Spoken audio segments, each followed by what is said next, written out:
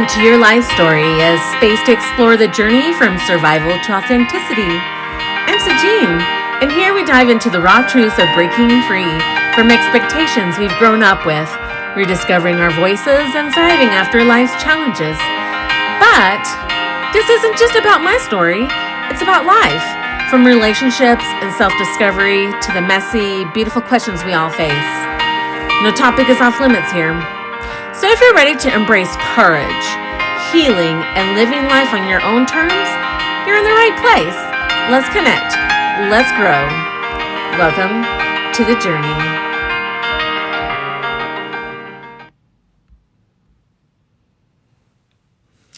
Before we dive in, a little quick disclaimer. This podcast is for informational and inspirational purposes only. I'm not a licensed therapist, counselor, or medical professional, and the content shared here is based on the personal experiences and insights. If you're facing significant challenges, please seek the support of a qualified professional. Remember, your journey is unique, and you deserve the care and guidance that's right for you. Welcome, welcome. I am truly excited to have you here on my podcast today. You are my audience, the people I care for, and the people that I'm going to guide to clarity. So today's episode is called When Control Looks Like Care. How financial manipulation keeps you stuck and how to break free. You know, this thing is so important. You know, I used to think money fights in marriage were normal. That maybe I just I wasn't good at managing things, or that I was being too emotional about finances. But what I didn't know, and what I know now, is that financial control is one of the most silent, devastating forms of manipulation there is. It doesn't always look like someone taking care of your wallet. Sometimes it's disguised as care. It sounds like, why did you buy that? Or do you really need that right now? It looks like being made to feel guilty for wanting to take care of yourself. And before you know it, you're living in a world where your basic needs, your independence, your safety, your freedom are filtered through someone else's permission. This one is hard for me because it hit so hard. And even just yesterday, when I was listening to what a therapist was talking about, of how they control us so deeply financially, and it's a way to make sure we don't succeed in life.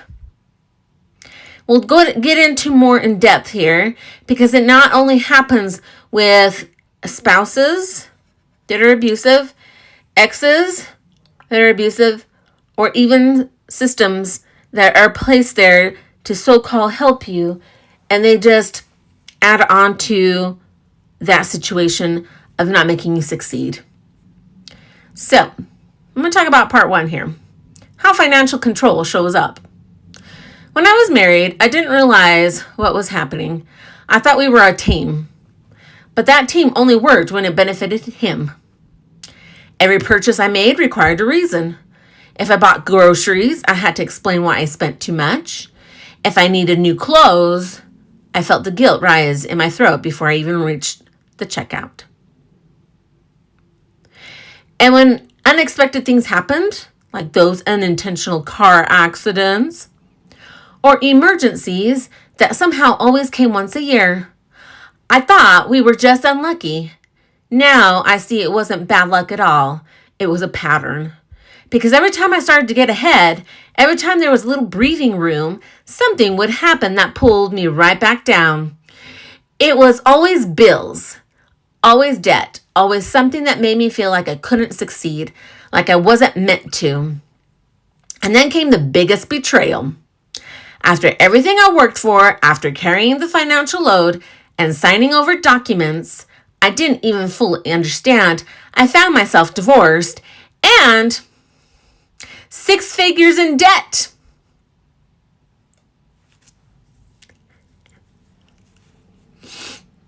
And that's not counting the rest, that was taken away from me. Huge zeros in there. Tons. He took that money for himself and left me with the mortgage and the weight of it all. That was the moment I realized this wasn't misfortune, it was control. It was power disguised as partnership. Let me just talk a little more about this one.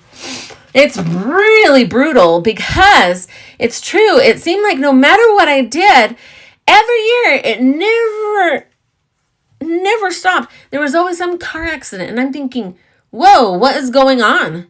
And it always was between $1,000 to $2,000 and up that had to come out of savings because of this type of neglect. And I'm thinking, now that I think about it, I should have never had to pay for it for my savings. It should have come from him.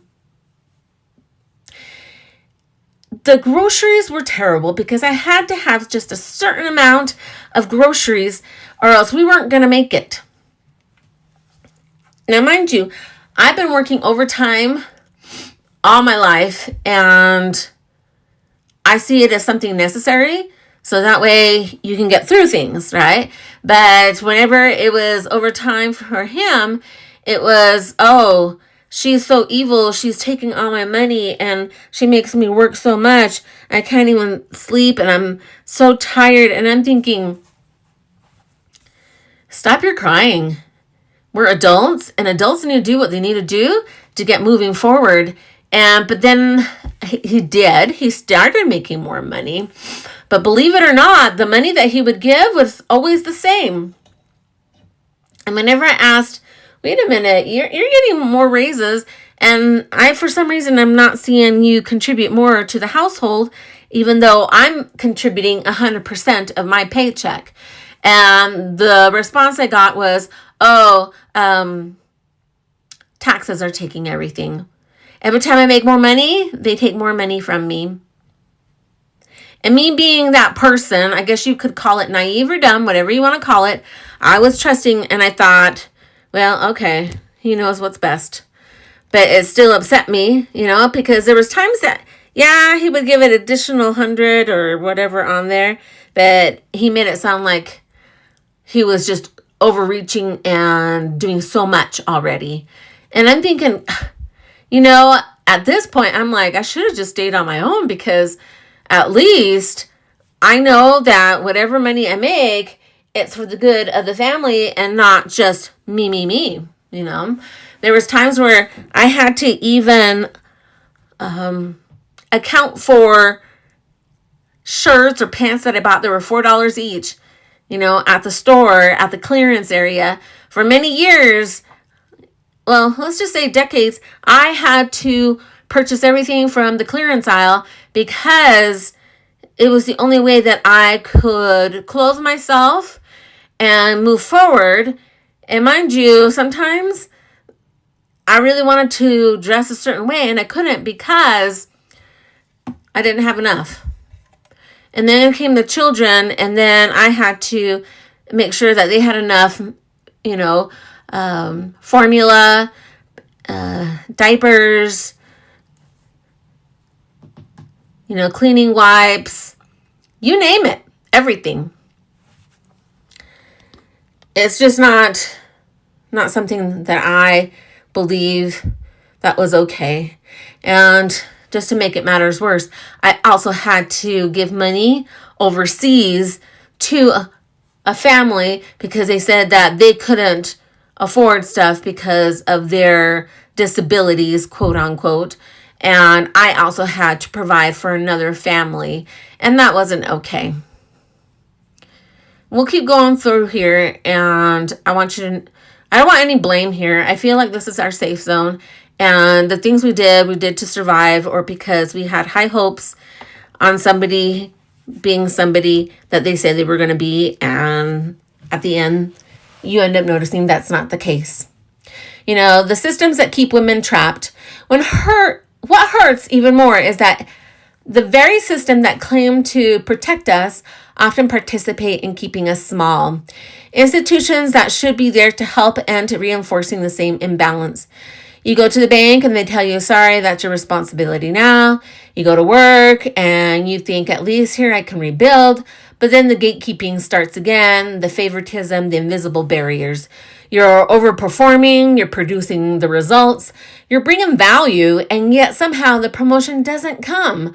You start to realize control isn't only personal, it's structural. And for women like us who've already fought our way out of the emotion and financial captivity, it feels like being punished twice. But here's what I want you to know. None of that means you're broken. It means you've been surviving a system that's designed to doubt your worth. This is the other part that comes along. You are now left with all the bills. And when I saw everything that I had to pay for just to survive, and even in this economy, it's brutal. I mean, to the point where they're like, okay, you got to pay this, this, and this. And then every time it keeps going up, $3, $5, $10. And they're like, oh, that's okay. It's just only this much more. I'm like, but yeah, you don't get it. If everybody keeps asking me for $3 more and I have 100 different types of bills, where am I going to come up with all that money? And it's terrible to think that comes on it. And yeah, I get it. I'm an adult. I'm going to pay for it. But you know what? I've been paying for it this whole time. But now the bulk of it is just now left under my name, and I'm the one who is responsible for it. Even mortgages, to try to get to pay all of that. And you know what? That's one area I will not be upset. I had the greatest broker who helped me out. She went above and beyond to make sure I got the best loan for my house so me and my children could live and make it. Words cannot say how much I will always say thank you to her, because she and her team of women, that's what I love, empowerment of women helping other women. She helped me when others wouldn't. Didn't even bat an eye to see if I needed help paying for the mortgage. That's why I said, find your team. That's why us women need to stick to each other. We know different things to help each other up. We got to help each other out because no one else is going to do it. The worst part is when you're at work. They know that you're single. They know you have children. They know you're responsible. Whoops. You're one of the highest achievers. You're bringing results. You're training people. And yet when you go and apply for a job, they say, oh, you almost made it, but you just don't know how to supervise people. I beg to differ. I've been supervising people the whole time. I've been training people. And then get this, even those trained people got to be, at a higher promotion level than me. But yet I'm not there. Okay. Whatever. The gatekeeping, the favoritism. You know how many times I've had to hear people saying, oh, it's because they hired their friends. And even though they don't know anything and they're having a hard time, doing their jobs, they're just going to keep it that way. And yet when you are more than capable and they won't lend you a hand to get up. And then when you've asked, hey, is there a way that I can get in there? Because obviously these individuals are not even applying, or they're not even posting anything, and yet they get it. It's not okay. It's time to take care of yourself. The hardest part of all of this is the emotional toll.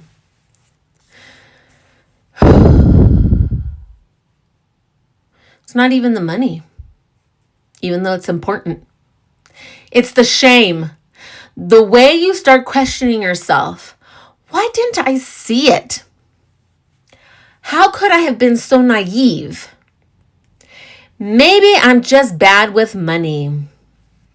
The thing is, we don't need to hear it from others who try to shame us for choosing who we chose. What they don't understand is what they sold us was something, and later on we had the rug pulled under our feet and we slammed our face so hard to the ground, and yet people have the audacity to say, oh, well, you chose them. Why didn't you leave? You're still allowing this. No, it's about coercive control and the laws of the land that won't let you move forward. But thank God I have him on my side. He keeps me going. He helps me walk through. For my Christian buddies here, he'll walk us through. And if you're not Christian, I'm here to tell you, you'll make it through, even with all us ladies here who will help you through. But that shame is not yours. It was planted there to keep you from rising again. Financial control doesn't just empty your wallet, it empties your confidence. You stop trusting your own decisions. You start second guessing every move. Even small wins feel suspicious, like you're waiting for the next thing to go wrong. That's trauma, not incompetence. That's conditioning, not fate. And today, I want to help you start breaking that spell. Why? I'm going to start helping you find your clarity. Why? Because we are intelligent beings. We've just been gaslit so bad that we can't even see where to go. But I'm going to help you walk you through. And this is how I'm going to do it. Healing and rebuilding begins when you name it. When you finally say out loud, that was financial abuse. When you stop minimizing it as just how he was or just stress. Oh, you know how many times I would say, oh, it's poor him. He's stressed. He's depressed. He's just worked so much. I'm glad they worked. But I don't know about you. A mom doesn't stop working. We get up at 5. We go to bed at midnight or 1 sometimes. And yet the little bit of sleep we get, we're still kind of on call because we never know what's going to go on. And yet they have the right to, want to be babied. From there, you begin to reclaim what was taken. Step 1, awareness. Write down every way you were financially restricted, no matter how small. Seeing it on paper helps you separate your worth from their control. Step 2, rebuilding your financial safety. Start small. Open an account in your name only. Track your wins, not just money, but independence milestones. Step 3, redefine success. Success isn't how much you earn, it's how free you feel using what you earn without fear or guilt. Step 4, heal the emotional wound. This is where your clarity begins. You'll start to see patterns, not as proof of failure, but as clues leading you toward your freedom. And the I can be your biggest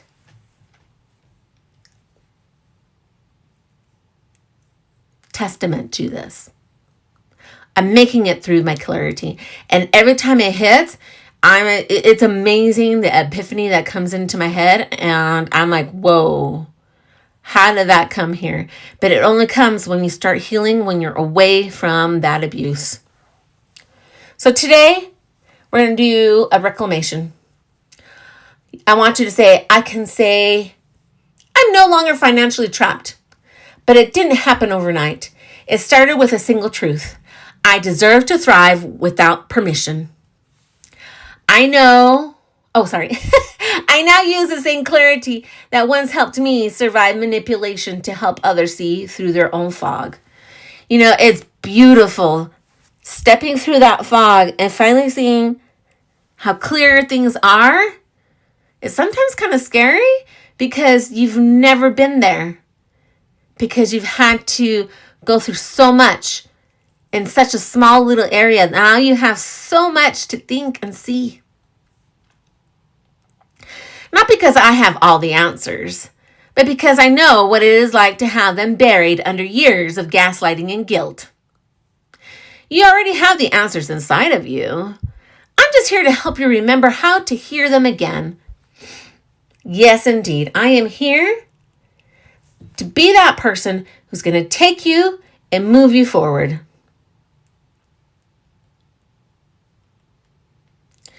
So, I think it's important that you do this because I need you to do it. You're very important in everything that I have spoken today.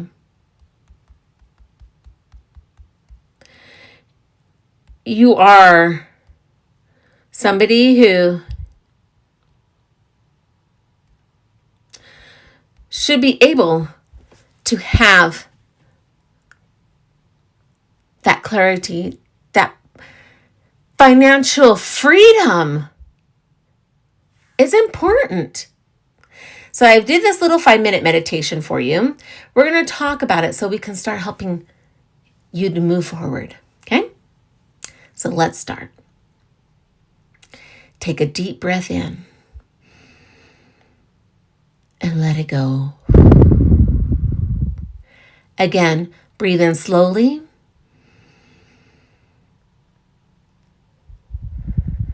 Hold it for a moment. And exhale softly through your mouth.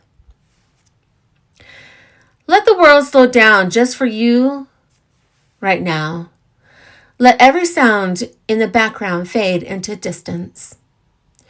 You are safe in this moment. You are safe to begin releasing what was never yours to carry. I want you to imagine yourself standing in a small, quiet room. Sunlight streaming in through an open window. You can feel the warmth on your skin. You can feel your breath deepen. In front of you is a table. On that table are stacks of paper, bills, debts, receipts, broken promises. Each one represents the time someone made you feel like you weren't enough. The times you were shamed for spending, blamed for struggling, and silenced for asking why. Now take another deep breath. And as you exhale, imagine those papers lifting into the air, turning into soft light, and dissolving completely. You don't owe anyone an explanation for taking care of yourself.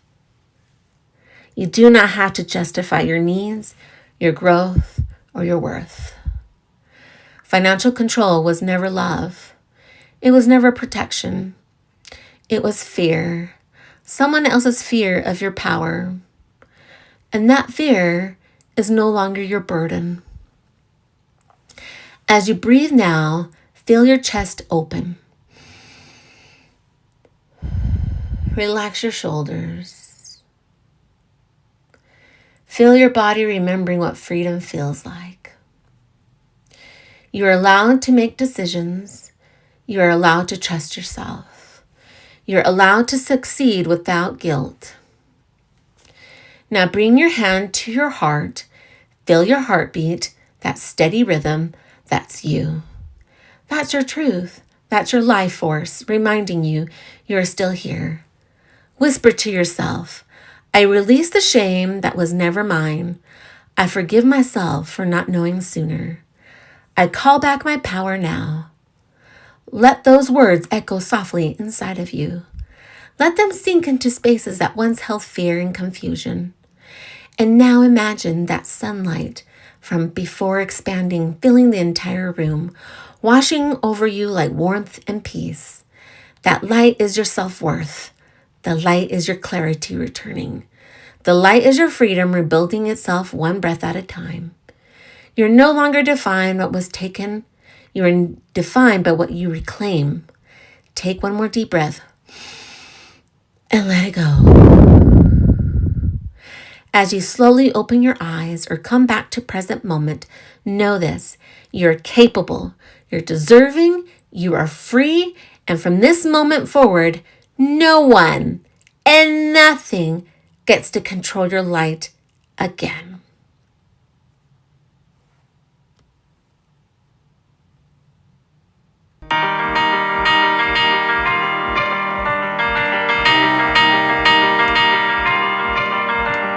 Now that we're waking up or woken up and we see our worth, we see our clarity, go out there, invest your money no matter how small.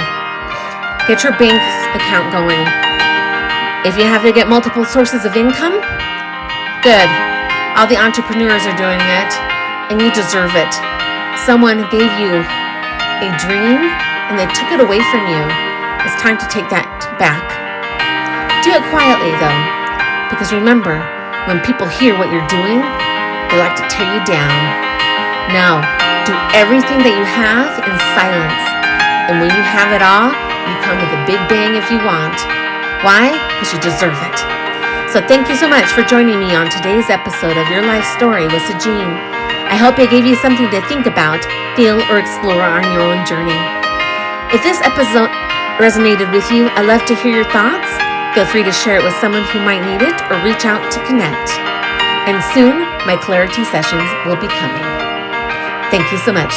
You're so worth it.